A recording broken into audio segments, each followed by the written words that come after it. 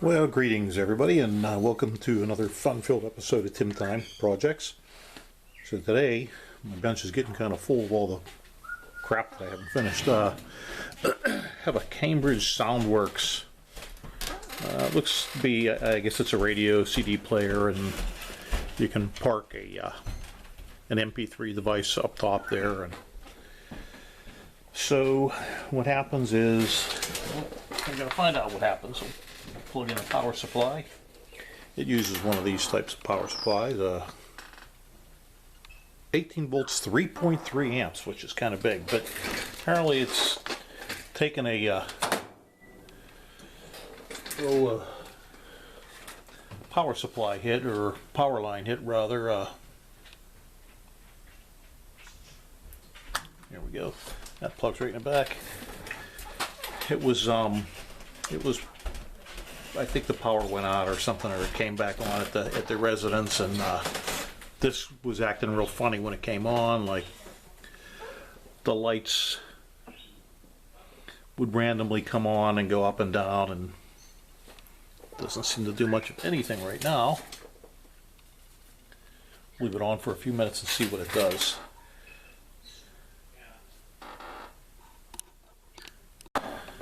Alright, I don't see it doing much of anything. It's been plugged in for about 2 minutes now. But I think these lights were flickering on and off, but it wasn't producing any sound. And she said this has happened before, but then all of a sudden it would start working. So I don't know. Right now I want to just take a look at the power supply and see if we have any output over on it. So let me get some leads ready here.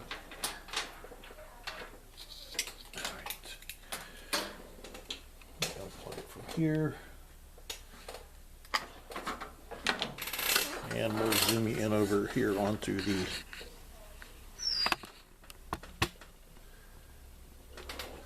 you can't see it, huh? Alright, now you can see it.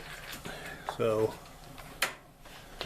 I just have the power supply here, and that's the business end that we'll need.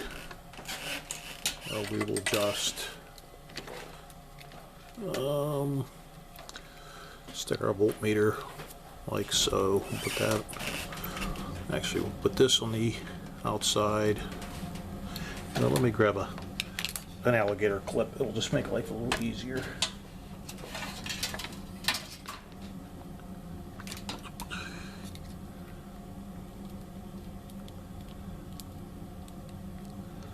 Alrighty. And we'll put, I just alligator clip to the negative lead just so that I don't have to hold two leads on at one time. There's that. We can see that in the background. What do we got for voltage? 17.9, which is either really low or really good regulation. You know, usually these with no load are reading pretty high, like any of the computer power supplies. So what I'm going to do is I'm going to, let's see, if I put about 5 ohms and across it, that should give me a little over 550. Yeah, it should give me a little over 3 amps, and that's what this thing is allegedly rated at. Let's double check it. Let's see, I don't know if you can see at the very bottom.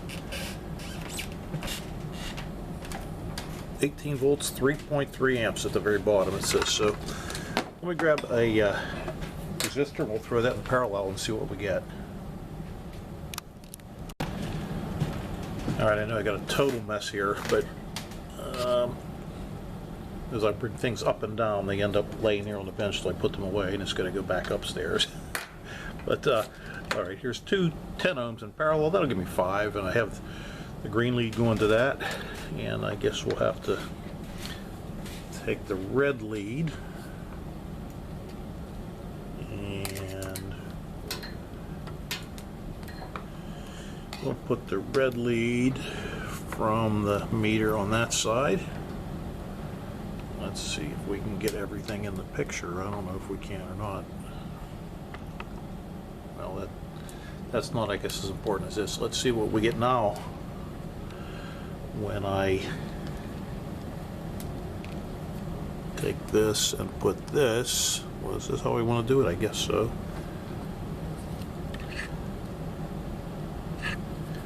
This in here, Alright, drops way down to 14 volts.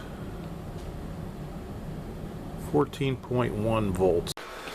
Alright, got the power supply set at 18.09. This conglomeration of wires goes over to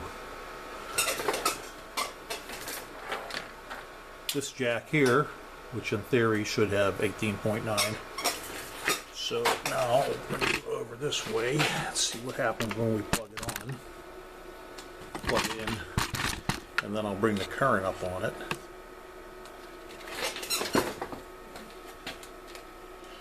Just turn the current rate on.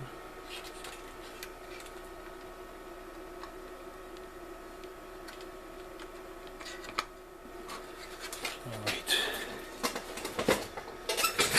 I'll start bringing it. You watch that, I'll start bringing the current up. Alright, climbing up.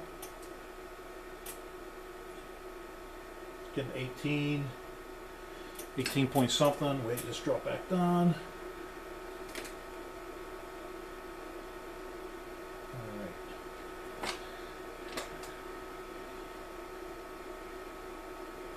So now it's drawing very little current. Let's see what happens.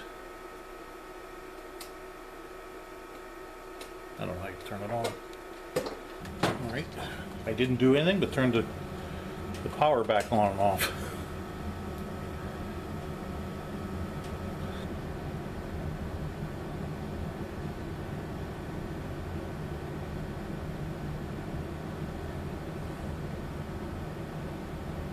Oh, there we go. I guess you gotta wait for it to do its thing.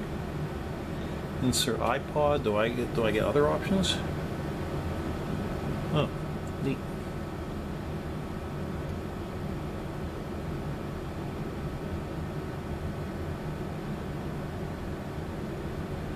Alright, well, not really sure what happened there, but here you can see it's not draining a lot of current. Once it got started, it dropped way down.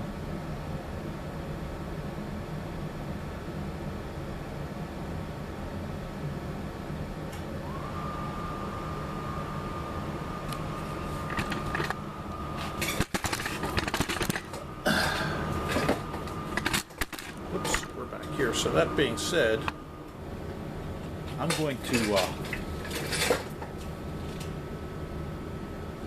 unplug it and put the regular power supply back in. Here's on. Turn that off. I'll unplug this guy.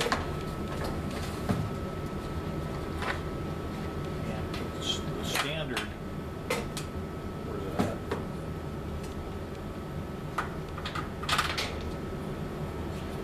The regular power supply, I'll put that back in and see what happens.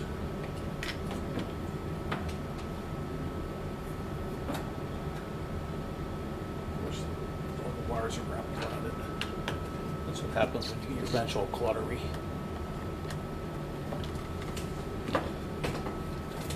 Alright, there's like a lightning storm happening, which tells me that that's not enough current.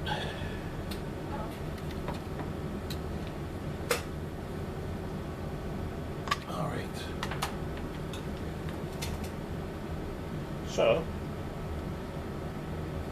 we'll go back to my power supply. I'm just going to do 2 amps, I believe. We'll plug that in. Alright, we're looking at lightning again.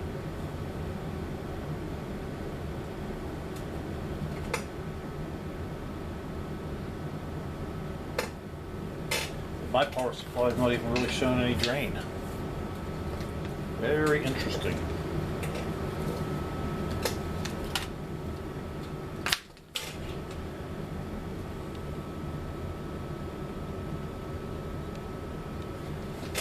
Take this way down again.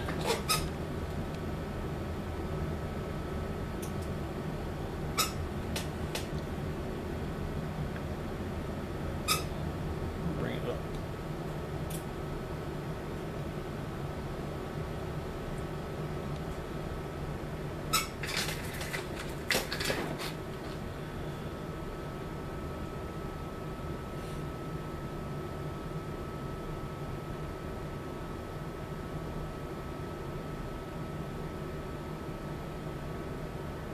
Okay, well that works fine. So how about we do this? I'll take it way down again. There you go. And now that it's way down, I'll plug this one back in again.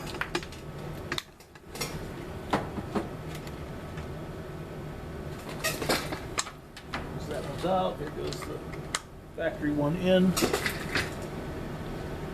It's having a lightning storm thing.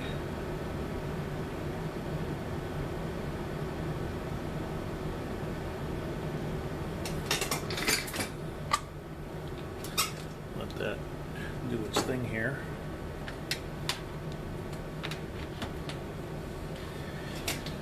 And then plug mine back in. And then bring mine up.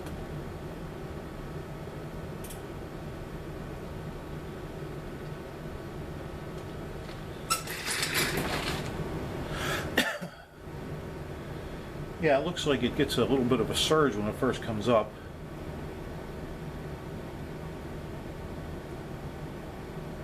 But then it's okay.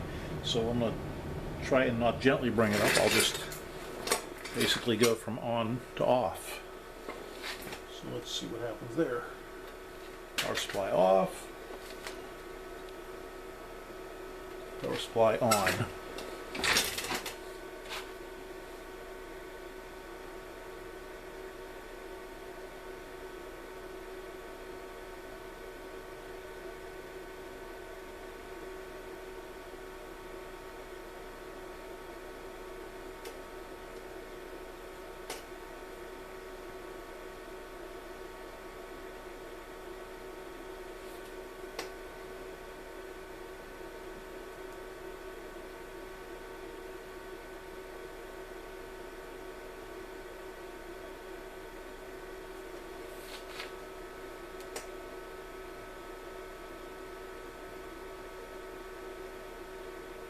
Alright, so here's where we're at. To take it apart, you take the front speaker grill off. It pretty much pulls off. There's legs that stick through here into little rubber grommets. So you kind of just keep working it back and forth and just pull it straight off. Then once you get it off, there's 8 screws inside here. You got to reach down and take the 8 screws off, and then you pull this away from all that. So that's what I'm saying. These fit in here. There's little rubber grommets. I pulled them out so you can get at the screws easier too. Those just look like little rubber hoses. But so now that I have it like this, I guess what I need to do is we'll pull the speaker wires off, the control wires, maybe. I need to get to this board back in here. I feel that may be the board where all the business gets done for the power supply anyhow. So here's the left, this will be the left speaker. Here's a wire right there. Here's another wire that goes straight down in. This will be the right speaker, I think. Yeah, it feels like it.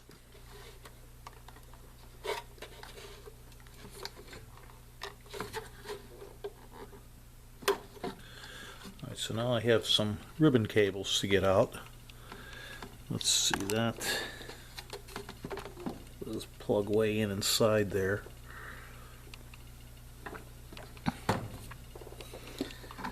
Let's see how easy or hard this is to get out.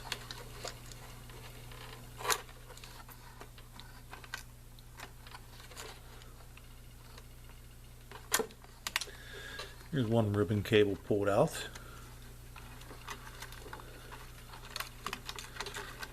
Yeah, they have a wire soldered here,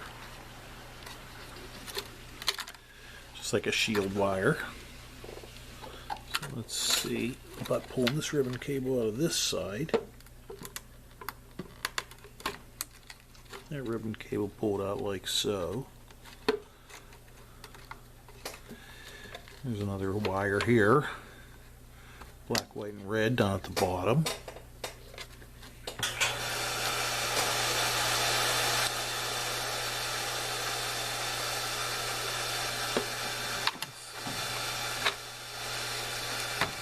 about this ribbon cable here. This goes up into the top.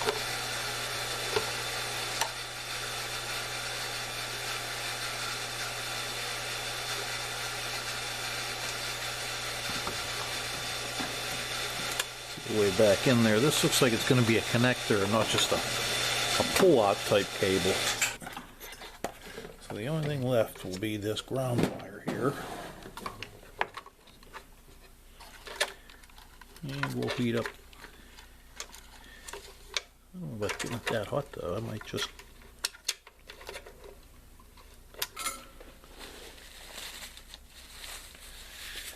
sitting around 700 degrees, a little bit over 700.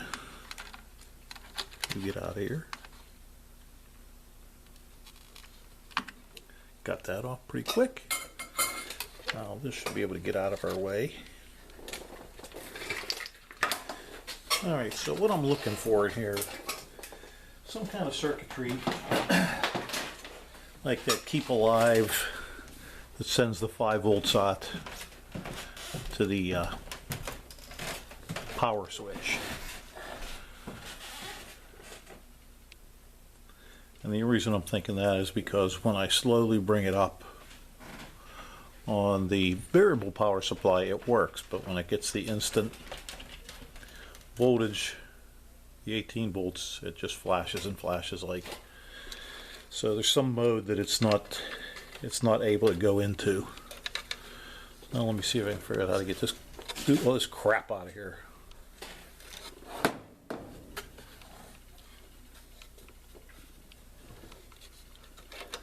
2 screws there.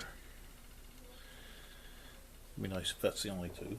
Alright, I'm going to pause you because I'm going to be moving around in here. Okay, so in taking this apart, there's 2 screws underneath the label on the very bottom, and you have to take those off. One's at the top and one's at the bottom of the label. You can just peel up the corners. So that'll help you. Now, you also have to take the plastic control off that's on the very top, and you can do that by I used a razor blade and a real small screwdriver and just kind of slowly pried it off. As you can see there's glue, like almost a double-faced tape holding it on. So you can look at that, and you have to just be very careful prying that off because it is real thin plastic.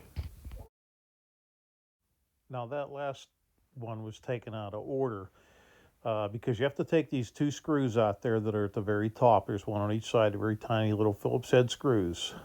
So you'll take those out, and then once you get those out, the next thing you're going to do is you have to slide the doohickey. Hang on. You have to slide the whole front plate forward, and I'll be showing that too next. All right. Now that you've pushed that forward, you can go ahead and tilt it up, and you can see there's 3 wires that 3 areas have to be disconnected under there. One is screwed into that metal plate. The other is a little 3-wire, I believe a 3-wire connector, and then the other is you're going to have to unsolder the cable from the FM input antenna, and then you'll be able to pull that whole power supply board out of there. And that ribbon cable was it was attached to the front display, so we've already disconnected that. And here's a look at the switch that I put in. So basically what happens is when the switch is in one position, the power supply voltage is going through that 50 ohm resistor, and then when you flip the switch to the other position, the power supply goes through that, it goes directly into the radio. So one way you have the step-down voltage and the other way you don't. It's just a simple single-pole double-throw switch, and that's it. And here we have just some shots of the inside of the power supply board that's inside the radio. Nothing big there, but feel free to have a look.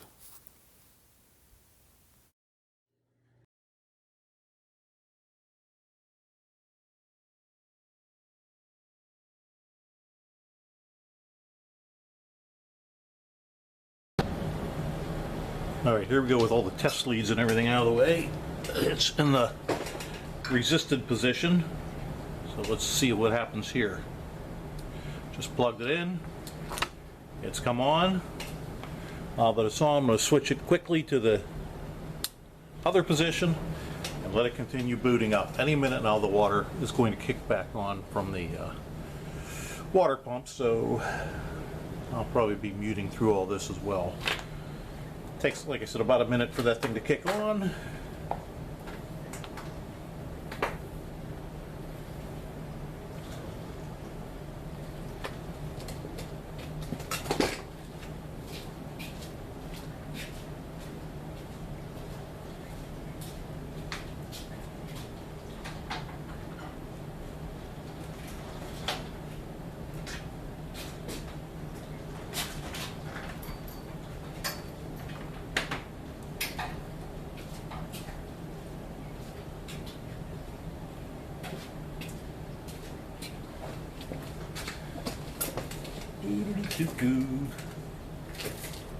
Here it goes. Yeah,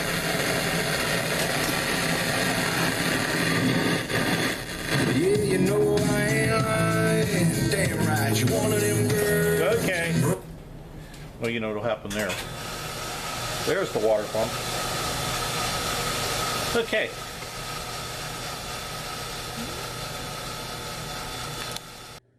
Hey everyone, listen to the radio. Let's plug it in. Oh crap.